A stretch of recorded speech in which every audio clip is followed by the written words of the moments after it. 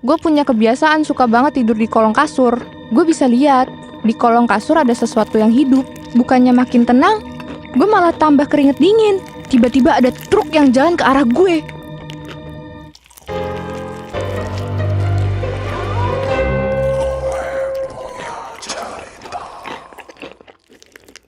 Peringatan, animasi ini dibuat dengan tujuan sharing pengalaman pribadi sang pengirim cerita. Dimohon untuk menghargai cerita tanpa menyudutkan beberapa pihak. Selamat menonton. Pimpa alayum gambreng. Yuk, mari kita kenalan dulu, gengs. Kenalin, gue Hawa. Gak usah tanya Adamnya kemana. Kayaknya dia lagi konser. Adam Levine. Jadi hari ini gue mau cerita tentang pengalaman gue waktu gue SD. Mungkin waktu gue kelas 3 atau 4 SD lah kalau nggak salah. Gue sekarang udah 21 tahun, dan cerita ini masih gue inget jelas. Karena seseram itu buat gue, guys. Nah, sebelum masuk ke cerita, gue mau jelasin dulu tentang rumah gue. Jadi, rumah gue ini tuh rumah zaman dulu gitu, geng. Karena rumah ini adalah peninggalan nenek gue. Semua perabotan dan desain rumah tuh udah kuno banget, termasuk dipan kasur gue.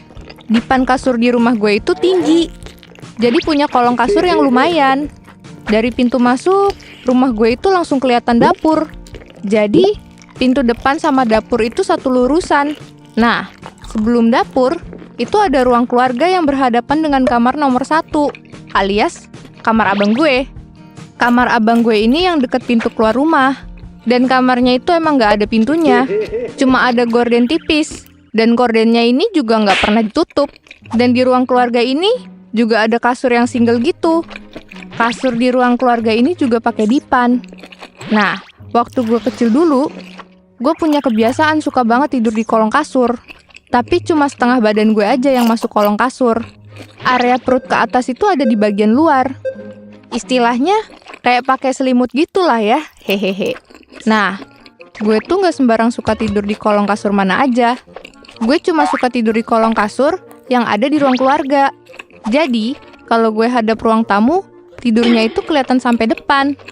Dan bisa ngeliat ke dalam kamar nomor 1, alias kamar abang gue. BTW, rumah gue ini punya jendela dan pintu yang full kaca di bagian depan rumah. Jadi, gue bisa langsung lihat keluar kalau gordennya lagi nggak ketutup. Suatu hari, gue lagi siap-siap buat tidur. Kayak biasa, di kolong kasur. Tapi entah kenapa, malam itu semua orang tidurnya lebih cepat dari biasanya. Dan cuma gue doang yang masih bangun. Waktu itu gue tiduran sambil nonton TV. Yang artinya, gue ngebelakangin ruang tamu sama kamar abang gue. Nah, pas filmnya lagi iklan, gue balik badan lah. Dan mata gue fokus ke ruang tamu yang masih terang.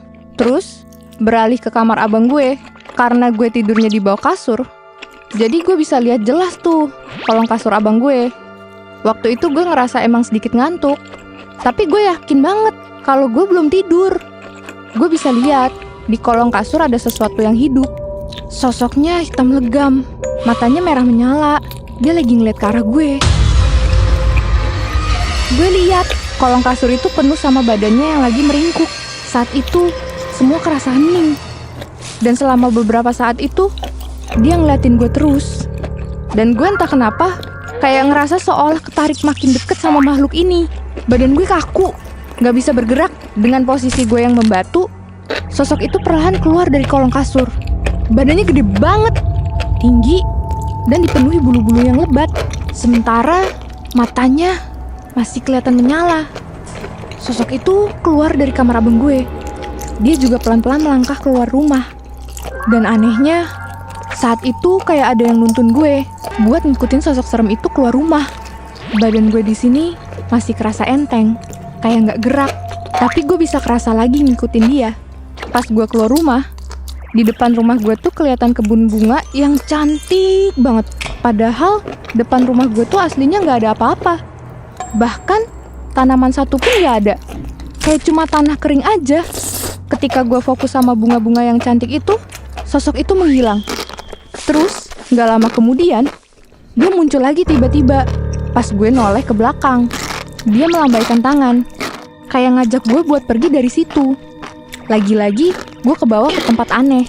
Gue lihat makhluk itu tiba-tiba ada di seberang jalan.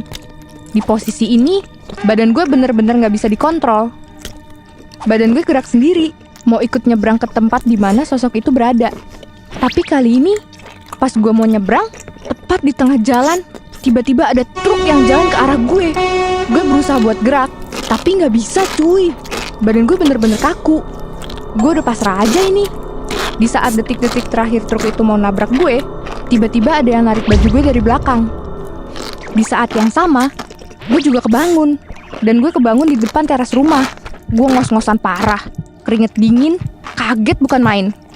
Dan saat itu, kejadiannya waktu malam jam 2. Gue buru-buru bangun dan mau masuk ke dalam rumah. Tapi ternyata, pintunya dikunci dong. Gue yang panik, langsung ngetok pintu keras-keras dan panggil-panggil orang yang di dalam rumah. Terus abang gue keluar.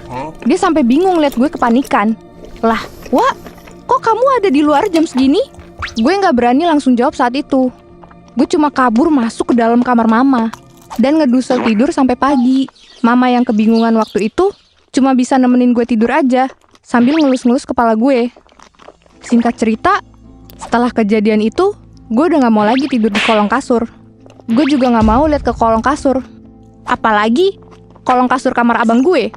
Tapi pas gue udah SMA, gue udah mulai berani tuh buat tidur di kamar abang gue. FYI, abang gue ini ngerantau keluar kota buat kuliah. Jadi di rumah tinggal mama sama gue aja. Dan gue jadinya nempatin kamar abang gue. Nah, jadi kasur abang gue itu berhadapan sama kaca yang full body. Jadi, dari kaca itu gue bisa lihat sampai bawah. Termasuk kolong kasur abang gue. Ada kebiasaan aneh yang sering terjadi ketika gue tidur di kamar abang gue ini. Gue pasti selalu kebangun jam 1 pagi. Dan langsung lihat ke jendela kamar. BTW, jendela kamar abang gue ini cuma pakai gorden tipis. Jadi, kalau ada orang lewat, bayangannya bisa kelihatan jelas. Nah, malam itu, gue lihat jelas ada bayangan hitam berdiri diam di depan jendela kamar abang gue. Aduh, anjir. Gue pengennya sih pura-pura nggak tahu ya, biar nggak kepikiran macem-macem. Tapi gimana anjir? Mata gue ke situ terus. Jantung gue udah deg-degan bukan main. Ugal-ugalan banget deh tuh deg-degannya. Badan gue keringet dingin, gemeter. Dia lama banget berdiri di situ. Kayak siapa coba orang jam segini yang mau diem di depan situ? Terus kalau orang minimal ada pergerakan sedikit lah. Akhirnya karena gue takut, gue meringkuk aja di bawah selimut. Gue tutupin semua badan gue pakai selimut sambil berusaha nenangin diri gue. Gue hitung tuh teman-temannya Sound the Ship. Kan katanya biar kita gampang tidur, kita hitung domba tuh. 1, 2, 7, 4, 50, 200. Tapi bukannya makin tenang, gue malah tambah keringet dingin. Karena apa coba? Karena gue denger suara kayak kuku tangan yang digesek ke dipan kayu di kolong kasur. Krek, krek, krek. Fuck man, deket banget suaranya cuy. Gue berusaha baca doa-doa yang pernah diajarin ke gue waktu TPA dulu. Aduh, mana jus sama aja gue gak hatam lagi. Setannya mempan gak ya kalau gue kasih doa makan doang? Pokoknya gue baca doa aja. Yang penting usaha. Nah, sepanjang usaha gue buat ngusir dan nenangin diri itu, lama-lama suaranya hilang. Dan suara-suara normal mulai balik lagi. Suara kipas, suara jangkrik, suara angin. Jantung gue udah mulai mendingan. Tapi sialnya, gue malah penasaran banget lihat ke kaca. Dan cek kolong kasur. Pas gue buka selimut gue, abis itu gue langsung gak sadar. Dan tiba-tiba pagi. Setelah kejadian itu, gue gak mau tidur lagi di kamar abang gue. Gue selalu tidur bareng mama. Dan gak mau ditinggal di rumah sendiri. Gak lama dari itu, kamar abang gue dipasang jendela yang full kayu. Dan ada tralisnya gitu. Jadi, kalau tidur di situ, udah gak kelihatan apa-apa lagi kalau jendelanya ditutup. Lama-kelamaan, hawa di kamar abang gue itu udah mulai mendingan. Gue pernah coba sekali beraniin diri buat tidur di kamar itu. Dan gue berhasil melewatkan malam itu dengan aman sampai pagi. Gue baru tahu ceritanya dari mama. Ternyata sosok itu udah diusir dari rumah. Kalau kata mama, sosok itu sekarang ada di kebun, nggak kepake di sebelah rumah tetangga. Jadi, sekarang rumah udah aman. Akhirnya, gue balik lagi tidur sendiri di kamar abang gue dengan nyaman. Nah, sekarang, gue lagi merantau dan ngekos di daerah ibu kota. Untungnya, kasur gue sekarang nggak ada kolongnya. Jadi gue merasa lebih aman. Pesan gue, apa ya?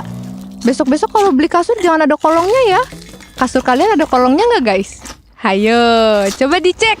Ada sesuatu yang tinggal di sana nggak? Dah, cukup sekian cerita pengalaman gue hari ini. Sampai ketemu di cerita berikutnya.